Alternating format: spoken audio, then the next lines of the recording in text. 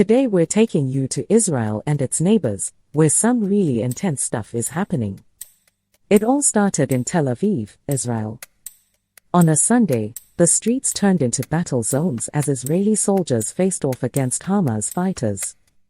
In return, Israel launched big airstrikes that destroyed buildings in Gaza. Huge explosions lit up the sky. In northern Israel, things got even crazier when there were quick attacks with Lebanon's Hezbollah group. People were scared that a bigger fight might happen soon. But why was all of this happening? Well, it began with the surprise attack from Gaza. Imagine this: Hamas fighters with lots of rockets broke through Israel's security fence. They went into nearby areas, causing a lot of chaos. The result? Over 600 people died in Israel, a number they hadn't seen in a long time. More than 300 people died in Gaza, and there were sad stories of people taken captive, including women, kids, and old people. It was so sad that it even affected Americans. The U.S. Secretary of State, Anthony Blinken, told CNN they were checking if some Americans were hurt or missing. Things were really bad and everyone was shocked. But here's the thing. This mess showed that Israel's intelligence wasn't as good as people thought in this crowded area.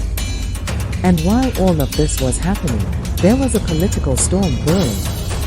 Israel's Prime Minister, Benjamin Netanyahu, said they were at war. The Security Cabinet agreed and said they could use big military actions. But what did that mean for the region?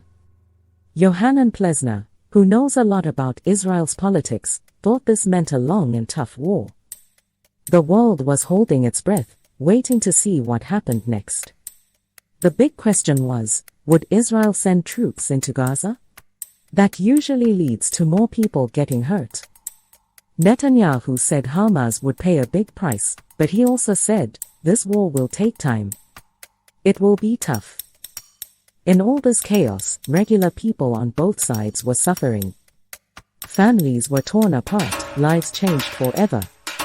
Israeli TV showed really sad stories of people looking for help and safety. In Egypt, close by, people were angry at Israel. A policeman even shot 2 Israeli tourists and an Egyptian at a tourist spot. Tensions were high, and things kept getting worse. Up north, on the border, things were scary too. People worried that Hezbollah, a group supported by Iran with lots of rockets, might join in. Rockets were fired, drones were out, and the danger was real. But even with all this mess, Israel's military was determined. They went into every town near Gaza to get civilians to safety and find the fighters. They said, we'll go through every town until we get every terrorist out of Israeli land. And the story is still happening right now. In the middle of all this chaos and damage, there's a little bit of hope. The world is watching and waiting for what happens next in this unpredictable tale of conflict and strength. That's all for today's episode. Keep an eye out for updates as the story keeps going. And remember, even when things are really tough, people keep going. Thanks for being with us, and we'll see you next time on Google News Daily Updates.